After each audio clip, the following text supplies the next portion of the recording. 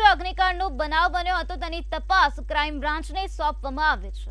રાજકોટમાં જે ગોઝારી દુર્ઘટના સર્જાઈ હતી તેની તપાસની કામગીરી ક્રાઇમ બ્રાન્ચને આપી દેવામાં આવે છે। ક્રાઇમ બ્રાન્ચ દ્વારા હવે વધુ તપાસ હાથ ધરવામાં આવશે તો ટીઆરપી ગેમ ઝોનની તપાસ ક્રાઇમ બ્રાન્ચને સોંપવામાં આવી છે।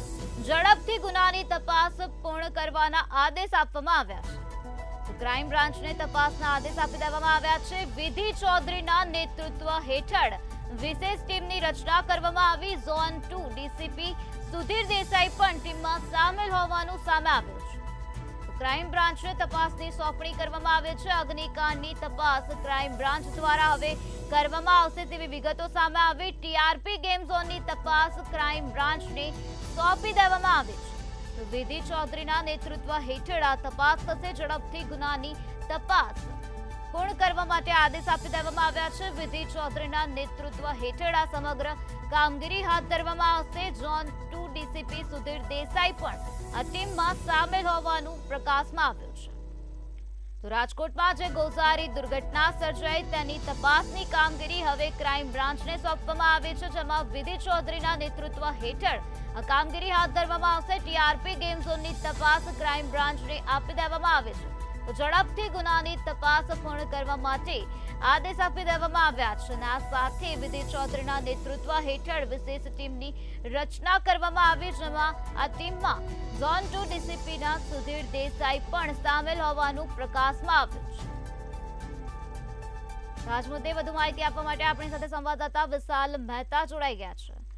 જી વિશાલ, રાજકોટમાં જે દુર્ઘટના સર્જાઈ તેની તપાસ હવે ક્રાઇમ બ્રાન્ચને સોંપી દેવામાં આવી છે, શું છે વધુ વિગત?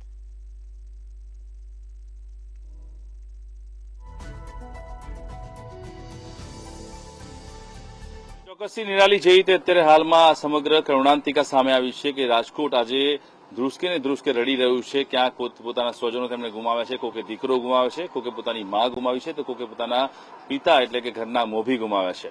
આજે અનેક લોકો જે હોસ્પિટલની બહાર ઉભા છે માત્ર પોતાના સ્વજનના મૃતદેહ માટે, કારણ કે તે લોકો ગયા હતા ફન ઝોનની અંદર પોતાનો એન્જોયમેન્ટ કરવા માટે, વેકેશનનો સમય ગાળવા માટે, પરંતુ તેમને ખ્યાલ નહોતો કે આ શનિવાર છે તે કાળમુખો શનિવાર બની અને તેમના પરિવારના સ્વજન પર ભરખી પડશે। અને એટલા માટે અત્યારે હાલમાં જે સમગ્ર માહિતી બહાર આવી રહી છે તેમાં જે 28 લોકોના જે નિર્દોષ લોકો છે તેમના મોત થયા છે તેની તપાસ માટે હવે નિષ્પક્ષ તપાસ થાય તે માટે ક્રાઇમ બ્રાન્ચના અધિકારીઓની નિમણૂક કરવામાં આવી છે। 4 અલગ અલગ અધિકારીઓની ટીમ બનાવી છે, જેમાં નેતૃત્વ જોઈન્ટ કમિશનર વિધિ ચૌધરી કરશે અને તેની સાથે ડીસીપી સુધીર દેસાઈને પણ રાખવામાં આવે છે।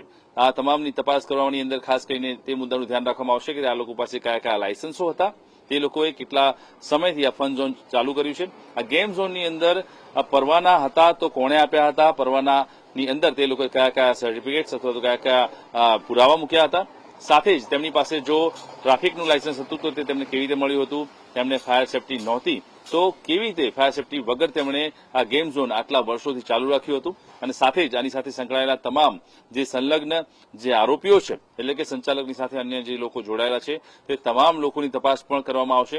એટલે અત્યારે હાલમાં ક્રાઇમ બ્રાન્ચની 4 અલગ અલગ અધિકારીની ટીમ બનાવી અને આ કેસની તપાસ શરૂ કરવામાં આવી છે, પરંતુ સાથે ક્યાંક જનતાનો પણ રોષ જોવા મળી રહ્યો છે, કારણ કે ક્રાઇમ બ્રાન્ચની ટીમ છે તે રાજકોટની છે અને આ ગેમ ઝોન જયારે ચાલુ થયું હતું ત્યારે તે દરમિયાનમાં કેટલાક ઉચ્ચ અધિકારીઓ આ ગેમ ઝોનની અંદર આનંદ માણવા માટે ગયા હતા, એન્જોય કરવા માટે ગયા હતા, અને એટલે જ જનતાને ક્યાંક શંકા છે કે જે તપાસ થશે તે ખરેખર ચોક્કસ થશે ખરી કે પછી તેની અંદર ક્યાંક ને ક્યાંક મીઠી નજર રાખીને સંચાલકો અથવા તો કસૂરવારોને બચાવવાની કોશિશ કરવામાં આવશે।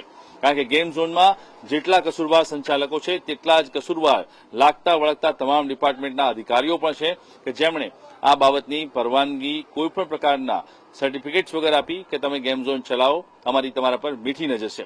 અને આ જ વાતનો ખુલાસો કરવા માટે કાલે જ્યારે પત્રકાર પરિષદની અંદર પોલીસ કમિશનરને પૂછવામાં આવ્યું ત્યારે પોલીસ કમિશનર કોઈપણ પ્રકારનો જવાબ ન આપી શક્યા, અને તેના કારણે સીધી વાત સાબિત થાય છે કે ક્યાંક સંચાલકોને બચાવવા માટેની કોશિશ તો નહીં થાય ને, અને એટલા માટે જ હવે જે મરણ જનાર લોકોના જે પરિવારજનો છે, સ્થાનિકો છે, તે સ્ટેટ એજન્સી આ બાબતની તપાસ કરે તેવી માંગ કરી રહ્યા છે। પરંતુ ત્યારે હાલમાં જે રીતે ક્રાઇમ બ્રાન્ચને તપાસ સોંપવામાં આવી છે ત્યારે હવે જોવાનું એ રહેશે કે ક્રાઇમ બ્રાન્ચે શું તપાસમાં કાર્યવાહી હાથ ધરી છે, કારણ કે ગઈકાલે જ્યારે ફરિયાદ નોંધાઈ ત્યારબાદ ક્રાઇમ બ્રાન્ચ દ્વારા 2 આરોપીઓની ધરપકડ કરવામાં આવી છે, જે માલિકો છે. આ માલિક સિવાયના અન્ય 4 આરોપી એટલે કે કુલ 6 આરોપીઓની ધરપકડ કરી અને તપાસની કાર્યવાહી શરૂ કરી છે અને અન્ય જે સંકળાયેલા આરોપીઓ અને અધિકારીઓ છે તેને શોધવા માટેની કવાયત હાથ ધરવામાં આવી છે તેવું પોલીસ દ્વારા કહેવામાં આવ્યું છે. પરંતુ પોલીસ હવે શું શોધીને બહાર લાવે છે અને ખરેખર નિષ્પક્ષ તપાસ કરે છે કે કેમ તે પણ એક મોટો સવાલ છે. જી વિશાલ, સમગ્ર માહિતી આપવા બદલ આભાર. તો જે રીતે અમારા સંવાદદાતાએ જણાવ્યું કે ક્રાઇમ બ્રાન્ચની 4 અલગ અલગ ટીમો બનાવવામાં આવે છે અને ત્યારબાદ તપાસની કામગીરી શરૂ કરી દેવામાં આવે છે. ઝોન 2 ડીસીપી પણ આ ટીમમાં સામેલ હોવાનું સામે આવ્યું છે. તો અગ્નિકાંડની તપાસ ક્રાઇમ બ્રાન્ચને સોંપી દેવામાં આવી છે. વિધિ ચૌધરીના નેતૃત્વ હેઠળ ટીમ બનાવવામાં આવી છે અને ત્યારબાદ તપાસની કામગીરી શરૂ કરવામાં આવી છે. તો ઝડપથી ગુનાની તપાસ પૂર્ણ કરવા માટે આદેશ આપી દેવામાં આવ્યા છે. વિધિ ચૌધરીના નેતૃત્વ હેઠળ વિશેષ પ્રકારની ટીમ બનાવવામાં આવી, જેમાં ઝોન 2 ડીસીપી સુધીર દેસાઈ પણ સામેલ હોવાનું સામે આવ્યું છે. તો ગોઝારી દુર્ઘટના સર્જાઈ હતી તે દુર્ઘટનાની તપાસ હવે ક્રાઇમ બ્રાન્ચને સોંપવામાં આવી છે.